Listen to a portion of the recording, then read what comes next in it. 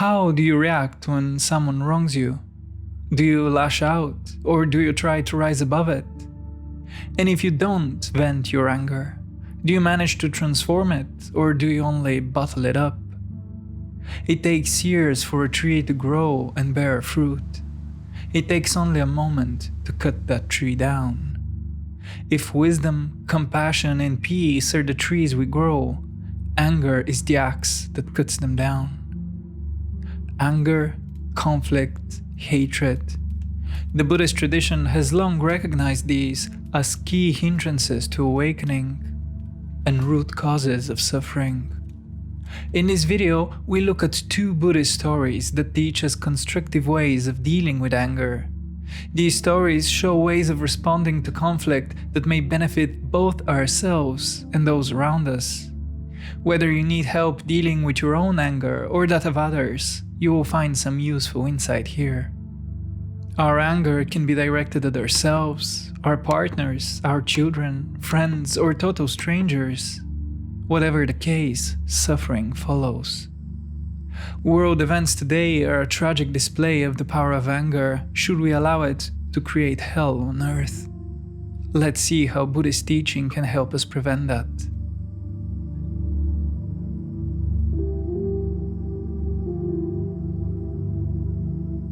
The first story we'll explore is an ancient one. It comes from the Pali Canon, the oldest collection of Buddhist scripture. This story is fascinating in that it recounts an incident where the Buddha himself became the target of anger and abuse.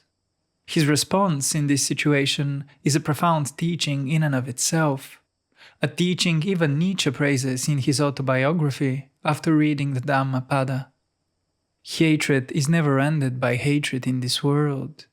By non-hatred alone is hatred ended. This is law eternal. The story tells of a time when the Buddha sets up camp with his disciples close to a Brahman clan. For context, the Brahman caste was the religious authority at the time and dominated the social hierarchy. Even kings had to pay their respects to the priests. Wandering ascetics like the Buddha and his monks were very much the opposite of the Brahmins. They lived outside of society, refused to define themselves by caste, and explored alternative ways of living. You could say they were hippies before the hippies were a thing. This was something of a threat to the Brahmins, who were keen on keeping things as they were. Anyway, soon after the Buddhists set up camp, a Brahmin abandons his clan, puts on a robe, and joins the monks. This causes something of a scandal, naturally. One of the Brahmins, later known as the reviler, takes it personally. Enraged, he rushes straight into the Buddhist camp. There, he finds the Buddha and begins shouting at him a stream of invective. The Buddha, probably just up from morning practice, waits for the reviler to finish and then politely addresses him with a question. "Tell me, Brahman, do you sometimes receive visits from friends, family, or other guests?" This immediately throws the reviler off balance, as he's there for a fight, not conversation. He looks around at the gathered monks and answers the Buddha in a lower voice. "Yes, I sometimes have visitors." "When you receive your guests," the Buddha continues, "do you offer them food, drink, and lodging?" "Yes," replies the reviler, still confused. "I do." "But if, Brahman, your visitors do not accept what you offer, to whom does it then belong?" "If my guests do not accept my offerings, these things remain with me." The Brahman feels awkwardly out of place in the silence that follows. "It is just so in this case," the Buddha says with a kind but firm voice. "You hate us who do not hate in return. You abuse us who do not abuse in return. We do not accept these offerings from you, and hence they remain with you. They belong to you, Brahman." For a few moments the reviler remains completely still. He then does a quick, barely perceptible bow and goes away from the camp, his eyes lowered. It is easy to misinterpret this story.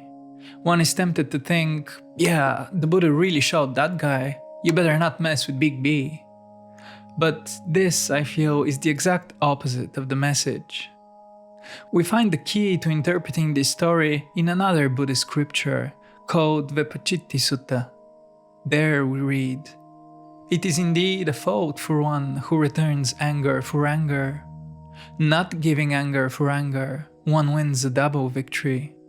He behaves for the good of both himself and the other person. Knowing well the other's anger, he is mindful and remains calm. In this way, he is healing both himself and the other person." With clear insight, the Buddha responds to conflict in a way that both ends the spread of anger and delivers teaching. And his teaching is twofold. First, another person's attitude becomes our problem only once we make it so. To become angered or offended is a choice. It's just that we make this choice unconsciously most of the time and don't realize there's an alternative.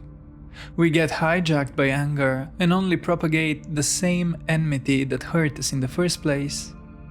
But if we cultivate mindfulness, we make our minds less reactive and more capable of intelligent response to conflict. We do not identify with our emotions, and this allows us to consciously direct them, rather than be unconsciously directed by them. So, think about the last time you let anger take over.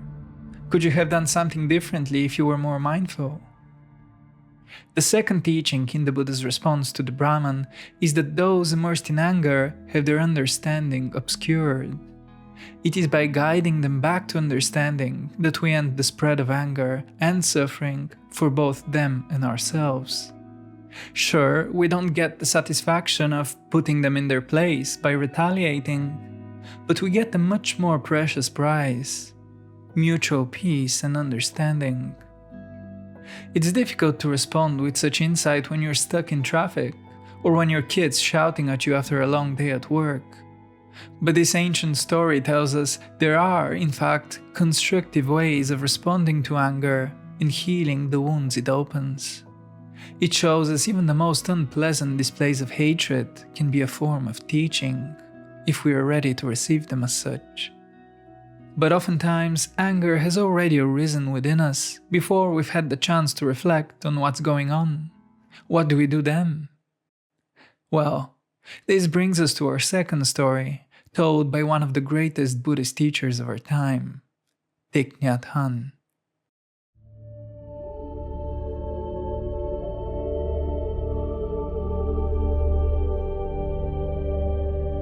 The story of the boat tells of a certain monk who seeks quiet for his meditation practice. The monk finds himself disturbed in the village by the daily commotion of people. He finds himself disturbed in the monastery by the shuffling footsteps of monks.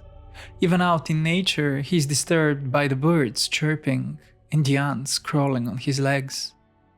Determined to achieve total concentration, the monk takes a boat out into the middle of a lake. He observes the mirror-like water surface and lowers his gaze with relief. Finally, the conditions allow for undisturbed meditation. Perhaps today is the day of his self-realization. The monk begins to observe his thoughts, feelings, and bodily sensations coursing within the field of consciousness. His ego identity begins to dissolve and give way to a boundless, undefined condition of present awareness.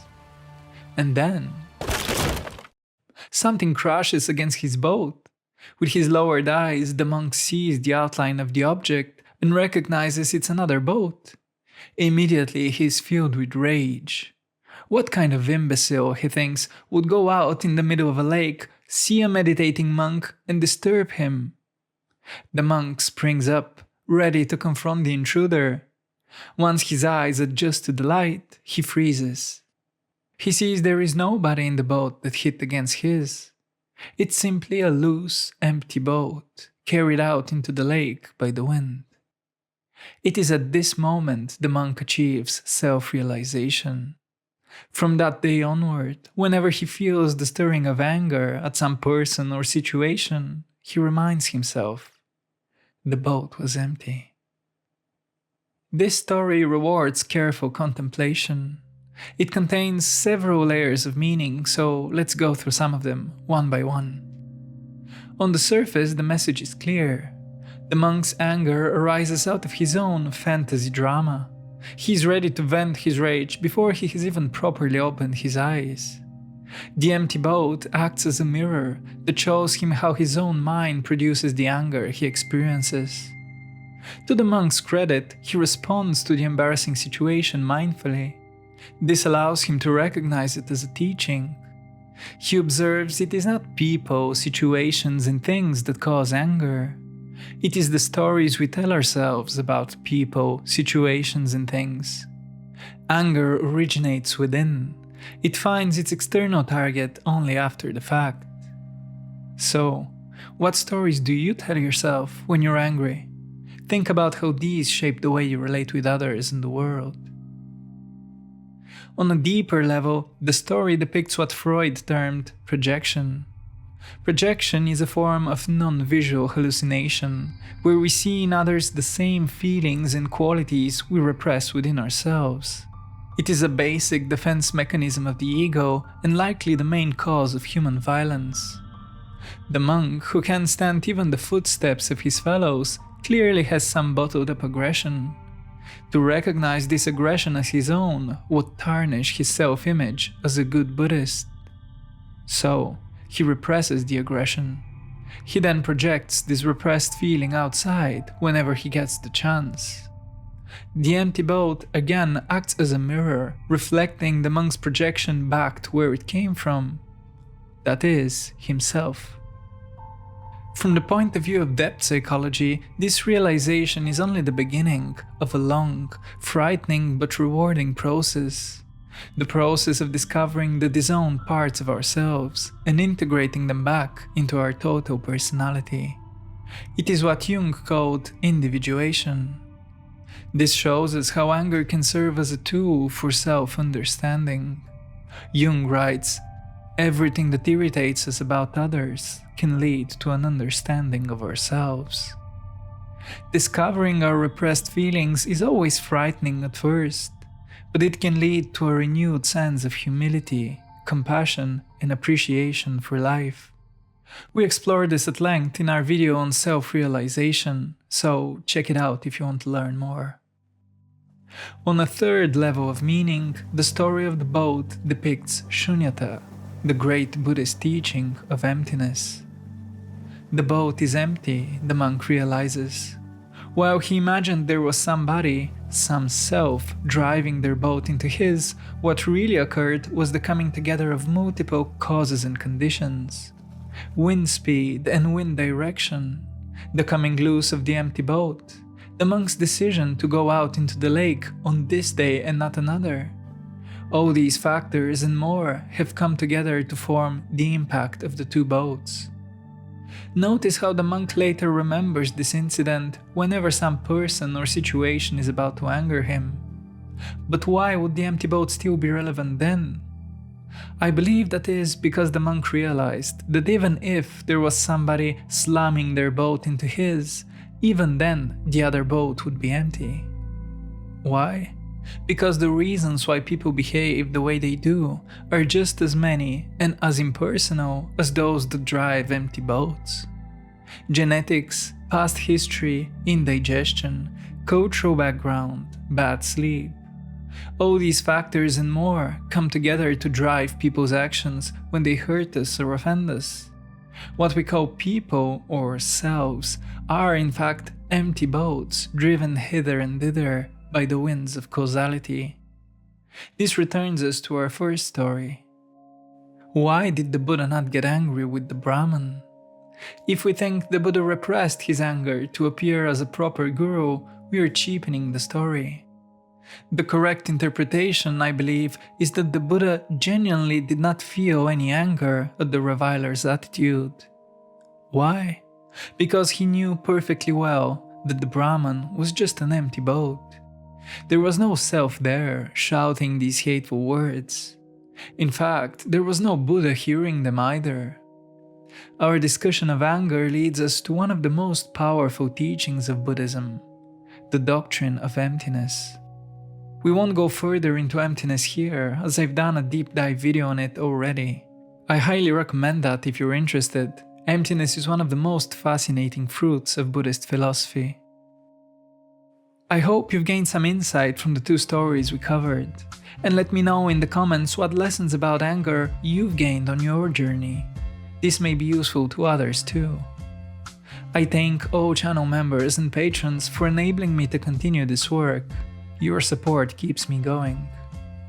Good luck on the path, and remember, what you seek is seeking you. See you next time.